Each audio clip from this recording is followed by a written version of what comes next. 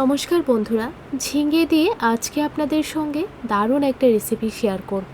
সম্পূর্ণ নিরামিষ একটা রেসিপি, কিন্তু এইভাবে একবার ঝিঙে রান্না করে খেয়ে দেখুন, কথা দিচ্ছি একবার খাওয়ার পর স্বাদ মুখে লেগে থাকবে। সকালে বা দুপুরের গরম ভাতে এই রেসিপিটা থাকলে আর কিছুই লাগবে না। তো এখানে আমি কিছু ঝিঙে এরকম টুকরো করে কেটে নিয়েছি, তারপর ভালো করে ধুয়ে নিয়েছি। আর ঝিঙ্গেগুলোকে এইরকমভাবে মাঝখানে একটু কাট লাগিয়ে দিয়েছি, তাহলে মশলাগুলো ঝিঙ্গের মধ্যে ভালো করে কিন্তু ঢুকবে। এখন এই ঝিঙ্গের টুকরোর উপর দিয়ে দিচ্ছি সামান্য একটু নুন, সামান্য একটু হলুদের গুঁড়ো, সামান্য একটু দিয়ে দেব লাল লঙ্কার গুঁড়ো, আর দিয়ে দেব প্রায় হাফ টিস্পুন বেসন। এখন ভালো করে সবগুলো উপকরণ দিয়ে ঝিঙ্গেগুলোকে মেখে নেব।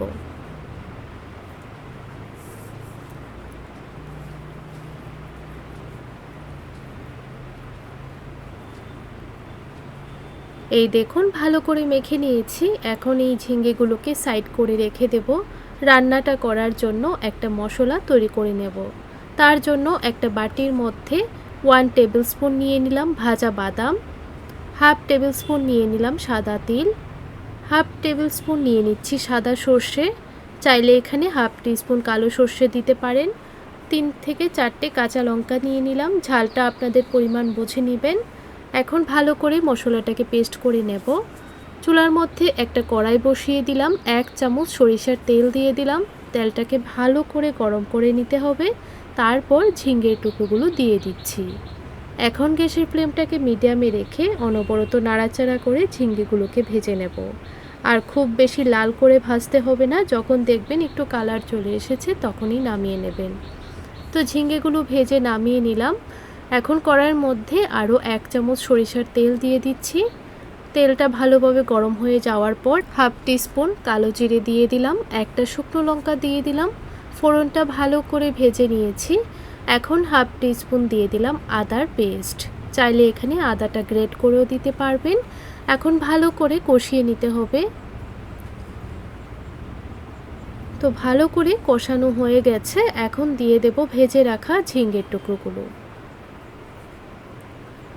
এখন মশলার সঙ্গে ভালো করে একটু নাড়াচাড়া করে কষিয়ে নেব। চাইলে এই পর্যায়ে একটা টমেটো কুচি করে কেটে দিতে পারেন। 1 মিনিট নাড়াচাড়া করে কষিয়ে নেওয়ার পর পেস্ট করে রাখা মশলাটা দিয়ে দিলাম। মশলাটা দেওয়ার পর আবারও 1 থেকে 2 মিনিট কষিয়ে নিতে হবে। প্লেটটা ধুয়ে সামান্য একটু জল দেব, জল দিয়ে মশলাটাকে ভালো করে কষাতে হবে।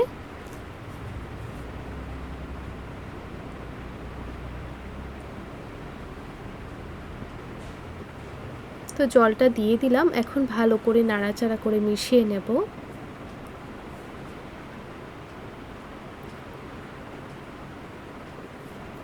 জলটা দেওয়ার পর 1 মিনিট কষিয়ে নিয়েছি। এখন হাফ টিস্পুন নুন দিয়ে দেব।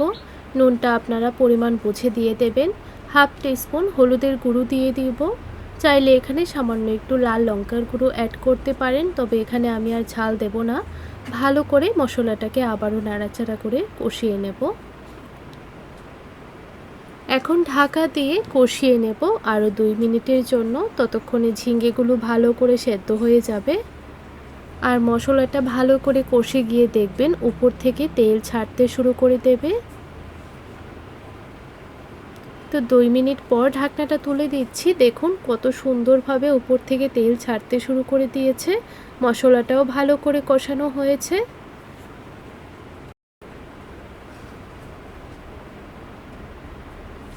এখন দিয়ে দেব পরিমাণ মতো ঝোল। আর এই রান্নাটার মধ্যে খুব বেশি ঝোল ভালো লাগবে না, একটু গাও মাখা হলেই রান্নাটা খেতে আরও বেশি ভালো লাগে। তো দেখুন প্রায় 4 কাপ মেপে 1 কাপের মতো ঝোল দিয়ে দিলাম। ভালো করে মশলার সঙ্গে মিশিয়ে নেব। এখন এই রকমভাবেই 2 মিনিট রান্না করব। আর ঝিঙ্গে ভালো করে সেদ্ধও হয়ে গেছে, ঢাকা দেওয়ার প্রয়োজন নেই। হাফ টিস্পুন চিনি দিয়ে দিলাম আর 1 চামচ ঘি দিয়ে দিচ্ছি। এইভাবে রান্না করে খেয়ে দেখুন, ঝিঙ্গের রেসিপিটি একবার হলো। আর একবার যদি এই রেসিপিটা বাড়িতে তৈরি করেন, দেখবেন বাড়ির সবাই খেয়ে ভীষণ পছন্দ করবে, বারবার রিকোয়েস্ট করবে বানিয়ে খাওয়ানোর জন্য। তো বন্ধুরা, আপনাদের কাছে রেসিপিটা কেমন লাগলো কমেন্ট করে জানাতে ভুলবেন না। পুরো ভিডিওটা দেখে ভালো লেগে থাকলে লাইক শেয়ার করে আমার পাশে থাকবেন, আর আমার এই ছোট্ট চ্যানেলটিকে সাবস্ক্রাইব করতে একদমই ভুলবেন না। তাহলে আজ এই পর্যন্তই, দেখা হবে পরের আরেকটি রেসিপিতে। ততক্ষণ ভালো থাকবেন, সুস্থ থাকবেন। ধন্যবাদ।